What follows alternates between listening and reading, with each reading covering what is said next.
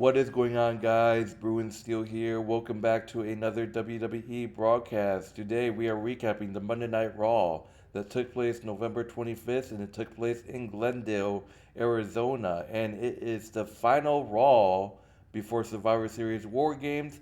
I am joined by Canadian Yorker. How's it going, Canadian Yorker? How are you doing tonight? Uh, it's great to be alive. Really thankful, really grateful for everything. I believe today is the day for Thanksgiving, and it's Thanksgiving week. So, there's a lot to be thankful for, and I'm glad to be here talking about wrestling again. Yeah. All right. So let's get started. Wishing you guys a happy Thanksgiving. Yeah, let's get started. We first start off with Gunther making his entrance for an interview in the ring. Before he get in a, so we talked about Gunther losing his confidence. Gunther makes his entrance for an interview. Jackie Redman keeps asking him questions, but he just doesn't respond. Before he can get a word in, Damien Priest makes his entrance and tell him to go ahead and tell the world how easy this title defense is going to be for him. He said he wants everyone to think the old Gunther is back, but they both know that's not true. He used to have this killer vibe, and people wouldn't dare to make a move. Maybe that pressure of being champion got to him. So yeah, after Gunther lose to Cody, his confidence kind of got to him. Damien's gonna win the title back at Survivor Series, and then where will Gunther B, the ring general, spikes him in the dome with the mic and takes him down. So Gunther is not having it. He spikes Damien Priest with the mic and takes him down for a mount to the punches. He passes Priest to the floor and hammers him with a lateral. Priest comes back and puts him into the post. Windmill punches set him up. Razor's Edge for the announce table. So Damien Priest is looking stronger than ever. Once again, Damien Priest stands tall over Gunther, and it's not looking for Gunther but me and Canadian Yorker, we did our Survivor Series War Game prediction. So I'm not gonna tell you guys who we picked. You gotta go see that video. But yeah. Once again, they just show how they're just showing how Damon Priest how strong he is, and Gunther he just lost all that confidence, man. So Damon Priest stands tall, holding up the world title. I mean that's just that. But that's the opening segment. What are your thoughts on this opening segment? And I'm sure you're excited about this Damian Priest and Gunther rematch.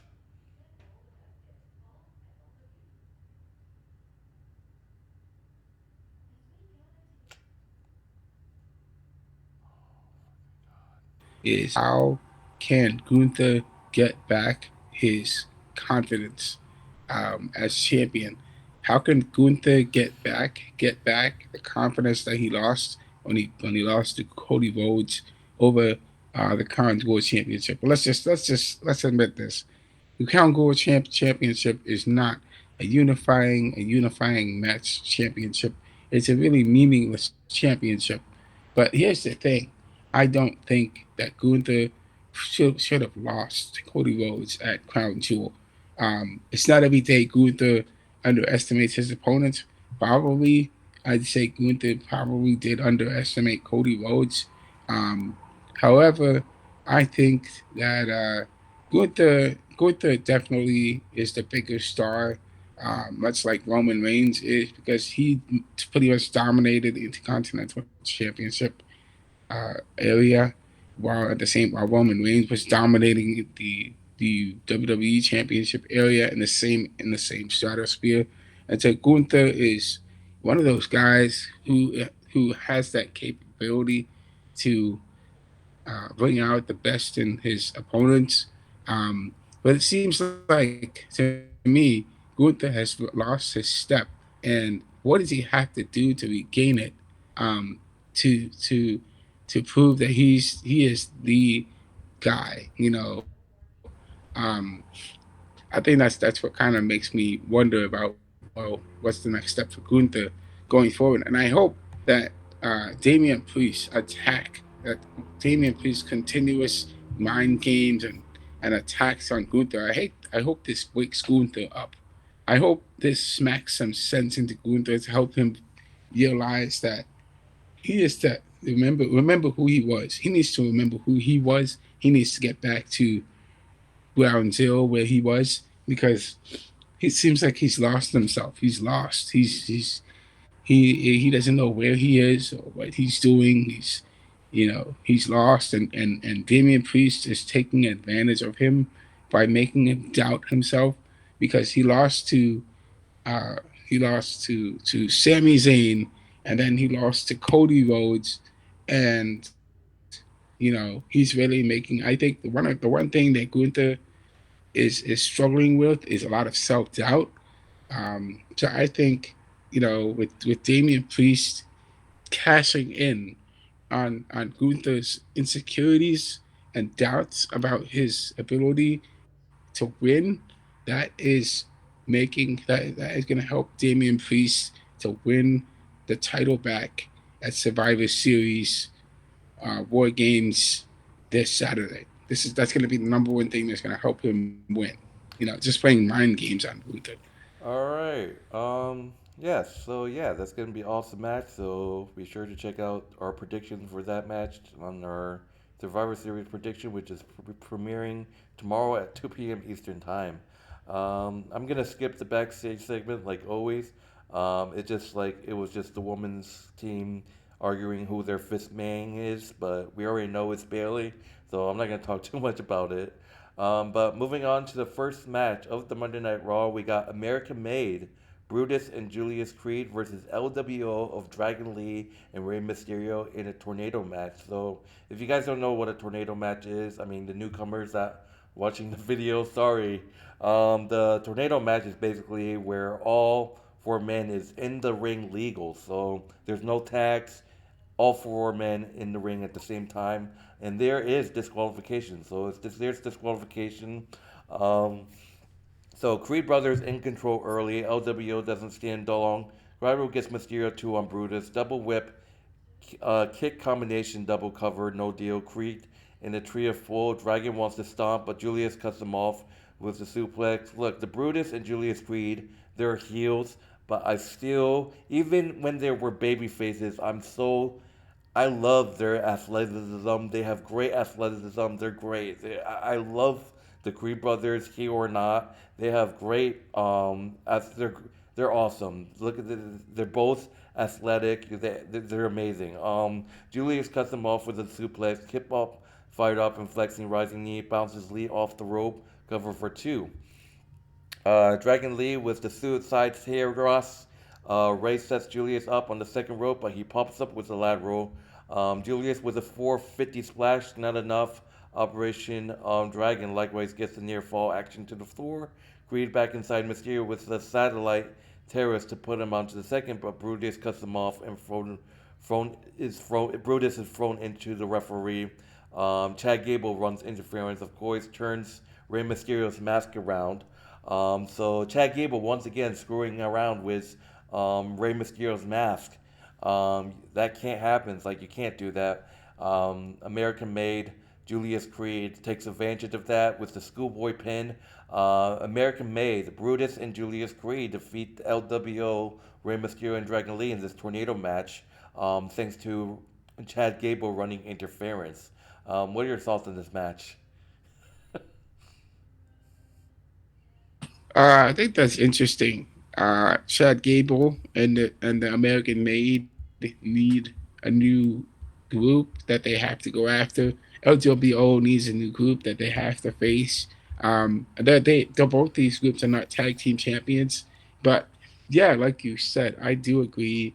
The Creed brothers are great, whether they are faces or they are heels. I mean, they were in the tag team title contender at one point, and um, and I definitely think that they definitely challenge the Judgment Day or Motor City Machine Guns for a tag team title again. They definitely have what it takes to do it.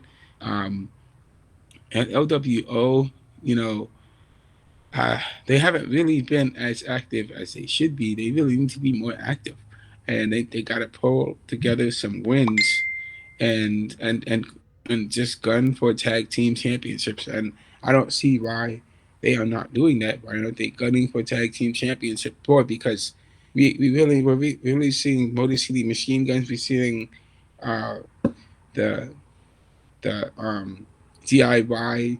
We're seeing um, the Street Profits getting those tag team title shots. But in all honesty, we have other tag team groups that can definitely shoot for the tag team titles, and that would be great to see those other tag team title groups get their shots going. Um, but it's a great pickup win for American Made in Apollo Creed. I do think that Chad Gable's annoying gimmick with annoying with Rey Mysterio's mask, that's a big no. You cannot do that. You can absolutely not do that. But if Rey Mysterio does something crazy, if they get a rematch, Rey Mysterio pulls something crazy, and he pulls and then Chad Gable tries to do the same thing. If Rey Mysterio has a double mask, so Chad Gable pulls tries to turn his mask around, and then Rey Mysterio reveals that he has a second mask and the backup mask with the face mask. So he has like a two-face mask. That would be really cool to see for Rey Mysterio. Um, but it'll be crazy if Chad Gable actually does pull that off again. I would be surprised. All right, moving on to the next match. Once again, skipping the backstage segment, it was just Judgment Day. R-Truth getting involved. Pretty much, Sami Zayn, Jimmy Uso, and Jay Uso's thoughts on CM Punk being their fifth man from revealing their fifth man from last week. Let's move on to Braun Breaker going one on one with Ludwig Kaiser. Braun Breaker wanted Ludwig Kaiser after he interrupted the IC Championship match last week. So filling out Breaker at speed, taking control and setting Kaiser up top. Ludwig Kaiser slips under him and trips him up. Braun catches him with a fireman's carry double knee, gutbuster, and the action goes to the floor. Kaiser sidesteps and dodges a Breaker spear, runs hard into the announce table. That hurts so badly. And I was like, hopefully Braun Breaker is okay, but he was fine. Kaiser with a Cobra twist locked in. Grounded punches, hammering at Breaker's ribs, run back at it. Ludwig Kaiser cuts him off and goes to the floor. Ludwig tries to end Braun Breaker's career by smashing him in the steel step. He sets him up from the other side of the ring, but no, Sheamus comes and returns the favor and attacks Ludwig Kaiser. Ludwig Kaiser wins by disqualification, and a huge brawl breaks out between Ludwig Kaiser, Braun Breaker, and Sheamus. It goes on until Adam Pearce makes the official. Um, at Survivor Series War Game, it's going to be Braun Breaker versus Ludwig Kaiser versus Sheamus for the Intercontinental Championship. It's going to be a hell of a triple threat at War Games. I knew this was going to happen sooner or later. It's like do that triple threat match, you know. But what are your thoughts on Ludwig Kaiser winning by disqualification with Sheamus coming out? And yeah, the triple threat is going to be amazing. I think it's really great to see Sheamus, Liquid Kaiser, and Braun Breaker just fighting together against each other to get to see who becomes Intercontinental Champion. Um, Ludwig Kaiser has history with Sheamus, and he tries to take Sheamus out numerous times. And Braun Breaker, has history with Sheamus as well. But with Ludwig Kaiser, we haven't really seen him have any issues with him. But now that they're going after one another, I mean, you could see after the fact that they had that Adam Pearce called a triple threat match for the Intercontinental Championship. They were still fighting after that happened because I saw the footage. They were fighting each other when it happened. They were fighting each other after it happened. None of these guys like each other whatsoever. So Ludwig Kaiser gets to get the win over Sheamus or over Braun Breaker because Sheamus interfered. I mean, it's a pickup win for Ludwig because he basically made Sheamus come out and attack him, which gave him the match. And that's just the way things are sometimes in the ring and outside the ring. All right, so moving on.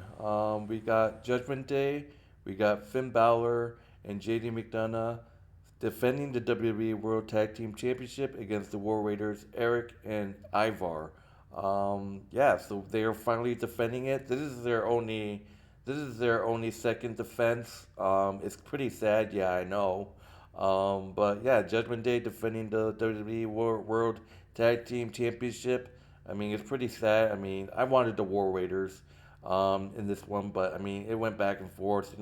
Raiders sends the tag team champs packing to the floor. Ivar carrying balls off the top rope and wipes them out. Actually, it was the apron, not the top rope. Excuse me. Wipes them out. And then it was Balor is working on Erik over, having targeted his neck all through. So Balor knows that Erik had surgery on his neck. Whatever, Erik comes up empty on this seated senton. Dropkick comes him off, cover for two. Tag to JD.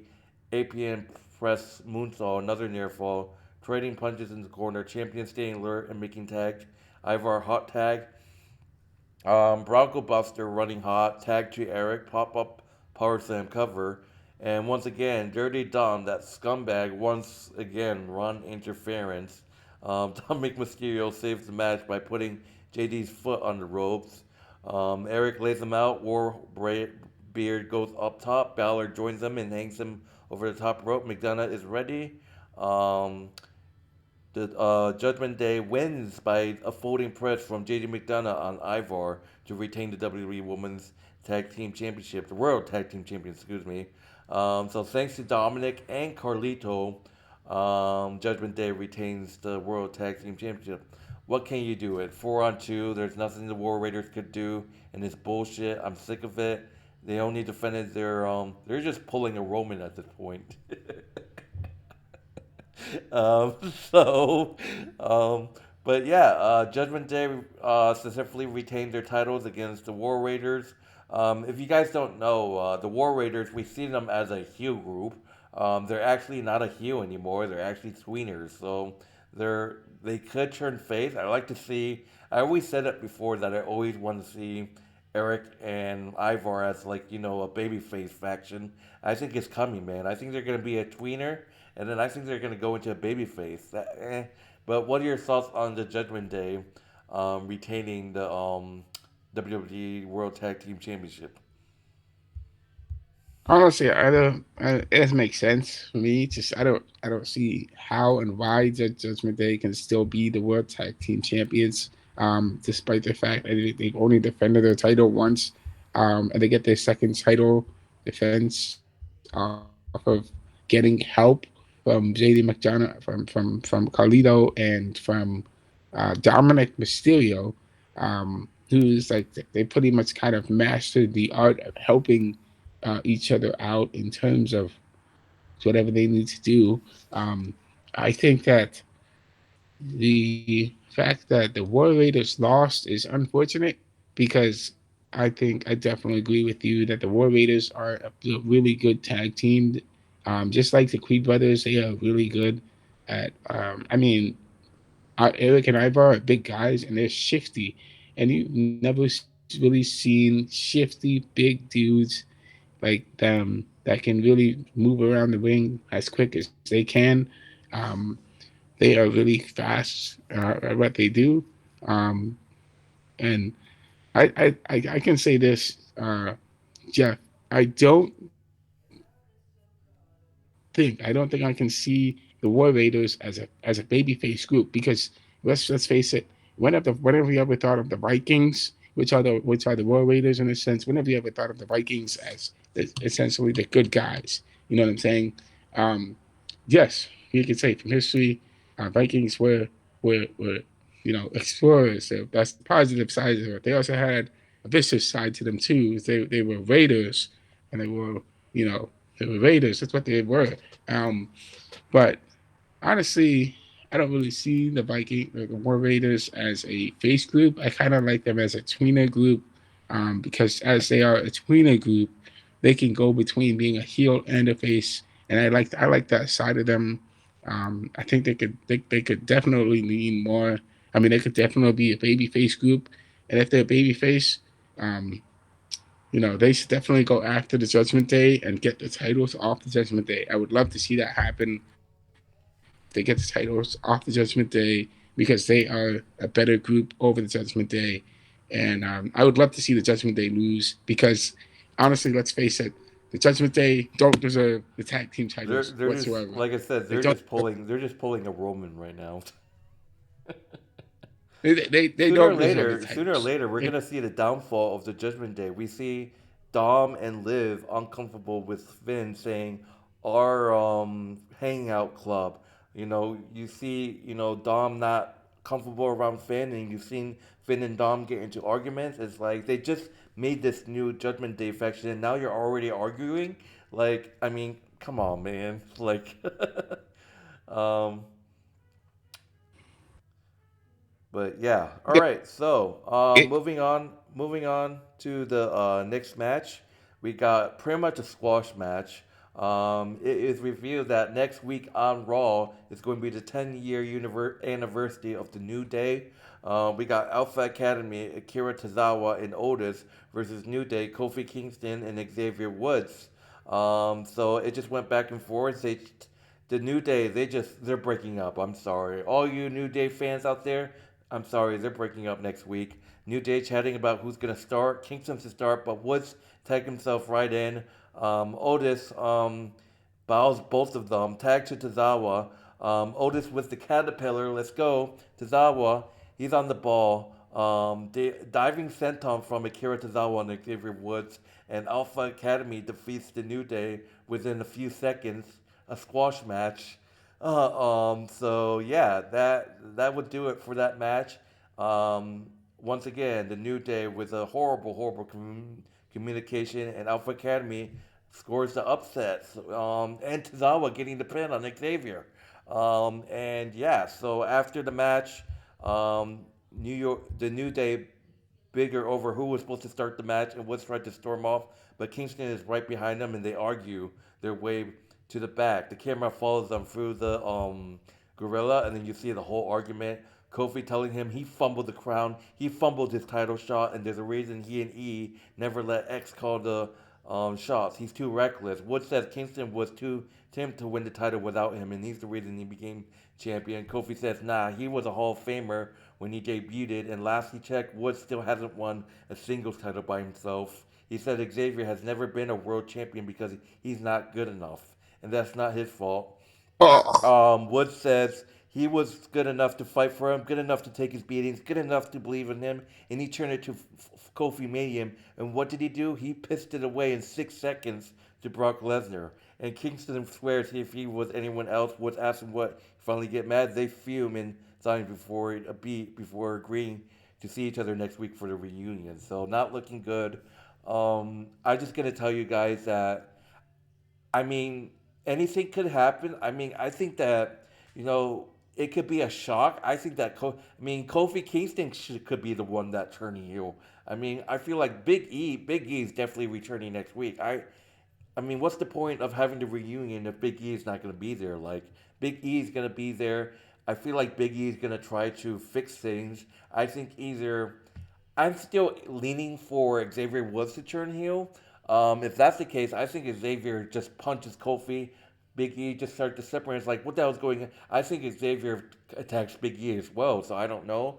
But either way, New Day, you're done. You're breaking up next week. I'm sorry. But what are your thoughts on Alpha Academy defeating New Day and then this argument? uh, wow. I mean, we have been talking, speculating for weeks about the New Day, but I would say that's a shocking upset from the Alpha Academy to just pull off an upset over New Day like that. I mean, it's not every day you see New Day get squashed in a match so fast, especially by Alpha Academy. Alpha Academy is one of the up and coming baby face groups out there, and I mean, we let's admit it. Both of us are both of us are cheering for Alpha Academy.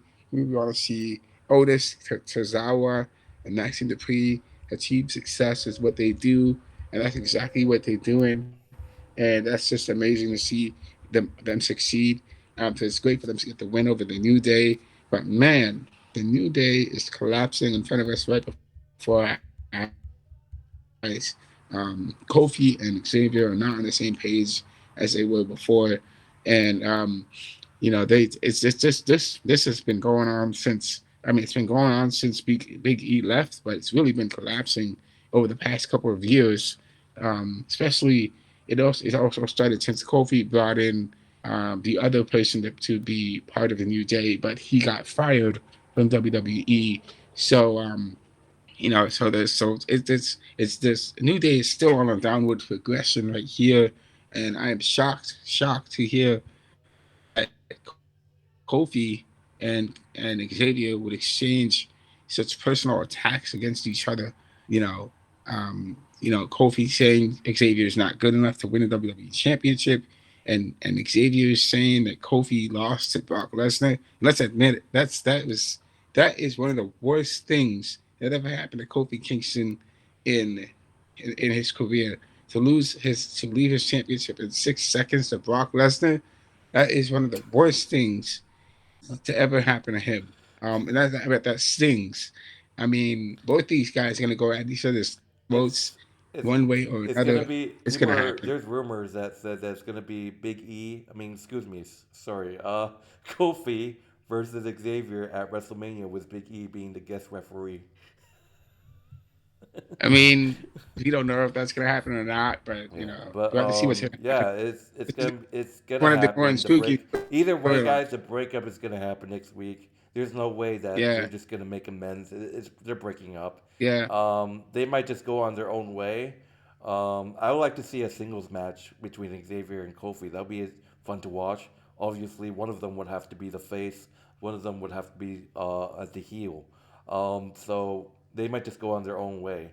But moving on, skipping going through the backstage segment, we just see the Miz and the Final Testament talking about Wild Six. They leave Scarlett in the dressing room. They come back and find her attacked, swinging, telling them that Nikki Cross attacked her, and the camera pans to the mirror.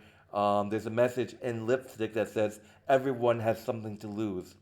Written in the lipstick, Nikki Cross attacks Scarlett, leaving Scarlett trying to attack Cross. And the big news that I want to share with you guys is official. Adam Pearce. This actually happened off air before Raw started, but Pearce unveiling a WWE Women's Intercontinental Championship. So once again, we saw Nick Aldis announcing the Women's United States Championship. Now we see Adam Pearce announcing the Women's Intercontinental Championship. So let's go. There's going to be a tournament. There's a lot of options, and the women division is just going up, and I love to see it. Now that the women's, now they got like 5 titles now, so it's great to see. Um, so yeah, can't wait to see who wins the IC title. Obviously, so I'm not really too excited for the US title, but so moving on to the main event, we got a women's War Games advantage match. Obviously, who wins this match gets the advantage in the War Games match, which is happening this Saturday. So we got Bianca Belair versus Nia Jax in this War Games advantage match. Like I said, winner gets the advantage for the team. They'll get the advantage in the Survivor Series War Game match this Saturday. Bianca and Nia Jax. Jax running hot in this match, but Bianca cuts her off, mounted punches in the corner. Power bomb lift counters, but Bianca slips out. Whip denied to the floor. Nia rams her into the post a few times before picking her up and throwing her into the barricade. So yeah, Bianca's having a hard time keeping up with Nia. She gets the momentum. Bianca sidesteps the Bazali drop, waist lock. O'Connor rolled denied. Nia with a back suplex. Bianca lands on her feet and sidesteps her into the post. Um, Nia Jax drops the leg on her for a near fall. I thought Nia had her there. Up top for a diving leg drop. Bianca kicks out. Bianca looks for a deadlift suplex. Nia shoves her off, and then Bianca cuts her off. Bianca gets under her. Military press slam. Handspring moonsault. Still no. Jax with a Samoan drop up top. Bianca gets under here and trips her up, jockeying for position. Cradle German suplex takes the turnbuckle pad off, but he can't keep Jack down, so the top turnbuckle came off. And I was like, oh, Nia's gonna cheat, right? She's gonna just use that empty top turnbuckle, right? And it's like, no, Argentina bum breaker. Nia just went ham. Nia with a corner body avalanche against exposed turnbuckle, another in the opposite direction. Jax clears the announce table. Fireman carry. Samoan dropped on the desk. So Nia Jax trying to win by countout. Back inside, referee counting. Nia goes out after and throws her into a step. Back inside, and the count continues. And then Bailey appears and trips Jax up to the exposed turnbuckle. Bianca's confused. Bianca off top with a 450 splash and gets the win. Thanks to Bailey's help, Bianca Belair defeats Nia Jax. I know you're happy, Canadian Yorker, earning the babyface team the advantage in the women's working match. And Bianca locks eyes with Bailey in an appreciative manner. So Bailey showing up and proving herself to Bianca. And yeah, Bailey is the fifth member of the War Games. So it's going to be a dogfight. It's going to be great. That just shows you maybe Bianca should give Bailey a shot. But how is Bailey and Io Sky going to get along? That's my question. There has to be some sort of segment between those two backstage or something this Friday on SmackDown. So I can't wait to see that. But anyways, what are your thoughts on? Why am I even asking? I know you're gonna be happy. So what are your thoughts on your girl Bianca beating your most hated woman Nia Jax in this War Game match? Well, I gotta say, I'm glad to hear that Bianca got the win, and I think Bianca could definitely beat Nia Jax 1-on-1. You know, um, I mean, I definitely think she could do it, and she's proved she can. She didn't really. I don't think she would have need Bailey's help to get the win necessarily. I mean, Bailey just jumped in and helped her out for the sake of it, because Bianca Nia Jax probably had the help she needed to help her, to defeat Bianca Belair. Um, but I mean, Bianca lost to Nia Jax in their last meeting, and she also beat her partner. She beat Jade Cargill as well. So, in all honesty, it's great to see Nia Jax get lose to Bianca Belair because she deserved to lose to Bianca Belair the first, after beating her, in the Crown Jewel Championship, and so it's great to her to get the win against Nia, and for Bailey to be the fifth member for War Games is I think she is a good pickup for them because she is the perfect teammate for them against Nia Jax and the Nia Jax team, because she's faced Nia Jax and she's faced some of the other opponents there. You're right about her definitely it's being there with Io Sky. They have to obviously come to some sort of agreement and fight against them, but I do think that maybe the other members of the damage control probably might be feeling a little funny about that. With Dakota Kai, Asuka, and Kyrie Sane, they might be feeling a little funny about that. But we'll have to see what's going to Do happen you with think we're them and gonna also the other have? Do you members. think we're gonna have? I don't want to talk too much, but do you think Dakota Kai and Kairi Sane is gonna show up on SmackDown to cheer Io Sky? Do you think we're gonna have like a damage control reunion type thing? Like not like them hugging and obviously not like that, but do you think they're gonna have like some sort of reunion this Friday? I think they probably might, maybe, but Because I don't think it's not. obviously I think Kyrie Sane and Dakota Kai is gonna cheer on Io. What if all three of those just happen to pass by Bailey in the backstage? It's gonna be so awkward. But do you think that's gonna happen? Yeah, yeah.